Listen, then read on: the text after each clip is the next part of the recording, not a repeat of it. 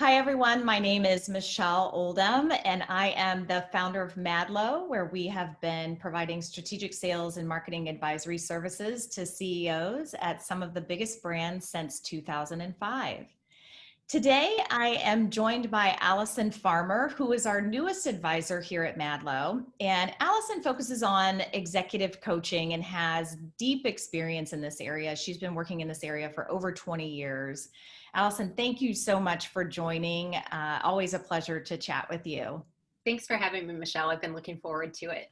And me too. All right. Well, so just to kick off really quick and set the stage, when we go in to advise clients on their sales and marketing challenges, many times we see that they're having issues in one of the four key areas, right? So number one would be alignment.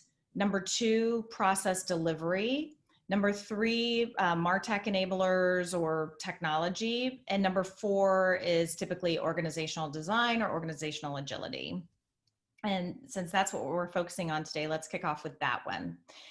So let's talk about how important organizational agility is to any company and how building talent internally is the most effective way to build a culture for growth. What do you think, Alison, are some of the barriers that you find with building great cultures at any company? Sure. So great cultures in any company.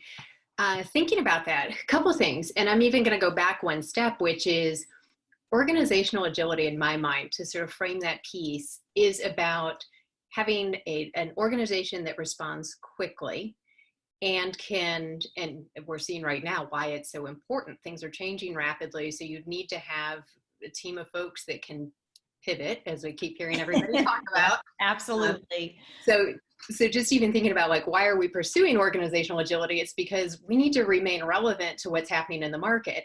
And the way to do that is by creating a culture that allows that and encourages that agility. And so going back to your question, what are the barriers of creating a great culture that are going to stand in the way of that agility? So one, I think you need to start with the leadership. We often talk about how the people create the culture, and I agree with that. It's everybody who shows up and how they show up contributes to the culture. But really, you have to think about the leaders as creating the container for that culture. It is in what they allow, what they encourage, what they promote. All of that creates a container that is sort of this implicit place that culture comes from.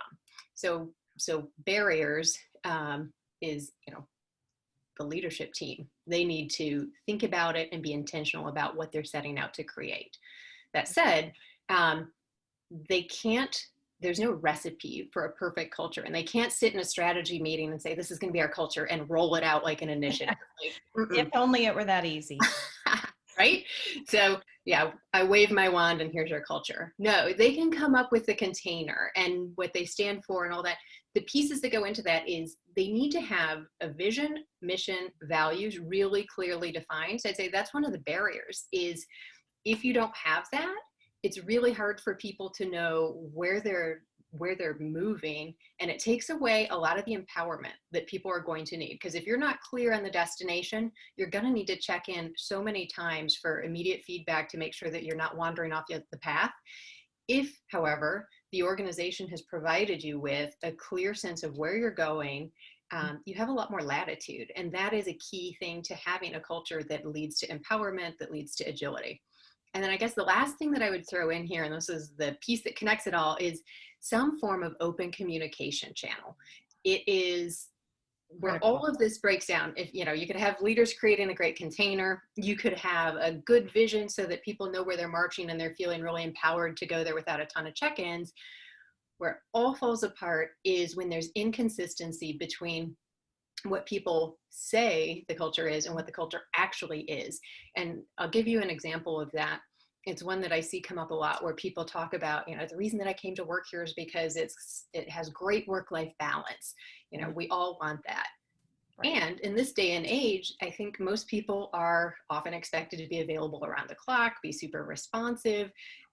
Especially right now, there's no boundary to our work days, really. It's sort of 24/7 accessibility. So that might be at odds with work-life balance. Mm. And if there's not a communication channel where people at the senior level aren't hearing from the field saying, whoa, whoa, you're talking about this wonderful work-life balance, but here my reality doesn't reflect that. Yeah. That's when you start to get a little bit of a fissure in the culture, and that can crack and erode the foundation. So I think those three things are so critical. It starts with leadership, it's getting clear on the vision, mission, values, and goals, and then it is third in creating a culture that's listening, that has open communication so that they can detect when things start to break down a little bit. Yeah, absolutely. 100% agree. So critical. So, what do you think are some of the do's and don'ts? What would you say those are? Yeah, do's and don'ts. And I might sound a little bit like a broken record because I do think that this is, while there's probably 20 different things that we could focus on, there are three that I just see repeatedly people need to do. It's starting with a strong foundation and going back, and why do I keep harping on this foundation? It is, if you think about agility, for an organization to really function successfully as an agile organization, you need both speed and a stable foundation.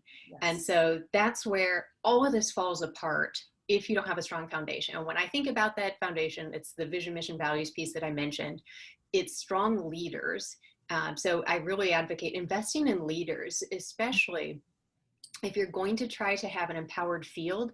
You need leaders who are good at managing to results, not to tasks. And we're seeing, especially as people are trying to manage more and more remotely, the management by walking around or just knowing what's going on, that's not effective, it's not productive, and it's also not very empowering. So I think that's the second piece in this, is have a strong leadership team, invest in them and help them continue to improve their game around managing to results.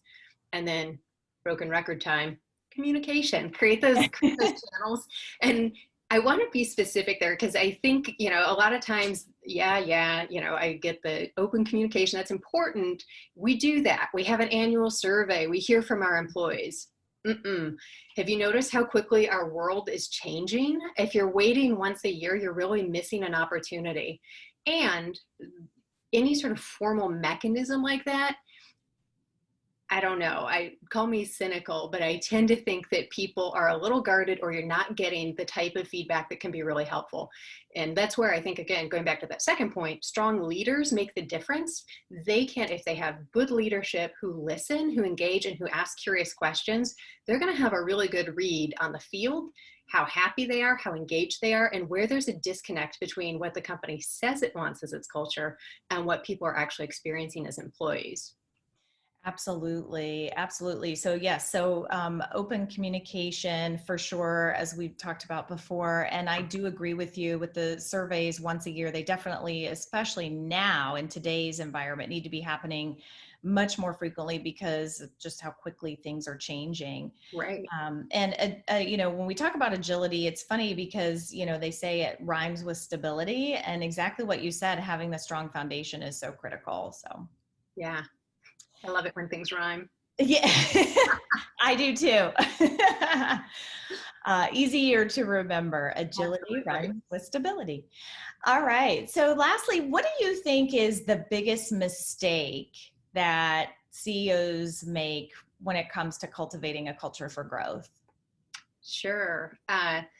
So I don't cherish telling anyone they're making a mistake, but sometimes you need to share a little tough love to help people see where they're getting in their own way. And I think that one thing that I see across organizations is the pursuit for speed. It's almost like sometimes you can get speed blinders where it comes from a good place of wanting to adapt, stay relevant, all the things that we've talked about.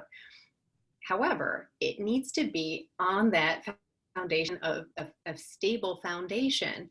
And so I think it can be a little bit like, how a lobster has lopsided claws. There's one that's like huge because Yeah. it's overworked. I Yeah. think about that a lot when I think about, where CEOs are putting their time and energy.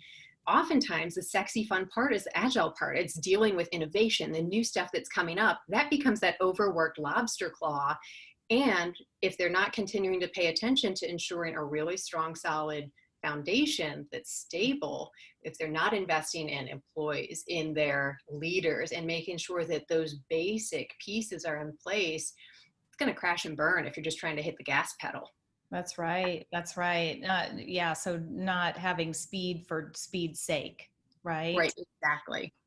Awesome. Well, thank you so much, Allison. I really appreciate it. And just to recap really quickly, so barriers, we talked about open communication is critical in any organization.